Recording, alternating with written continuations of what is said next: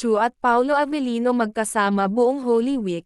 Marami nga ang kinikilig at excited sa tambalan ni Kim Chu at Paolo Avellino kaya bawat detalye basta tungkol sa dalawa ay di nakakaligtas sa mga mapanuring mata ng kanilang mga tagahanga at mga netizens. Agad ngang kumalat sa social media ng maispatan si Kim at Paolo na magkasama na naman sa isang mall. Matatanda ang kamakailan lang ay namataan din silang nagdi-date matapos ang taping nila ng TV series na What's Wrong with Secretary Kim. At kamakailan nga ay naispatan na naman silang magkasama na tila naghahanap ng lugar kung saan maganda mag-spend ng Holy Week na magkasama.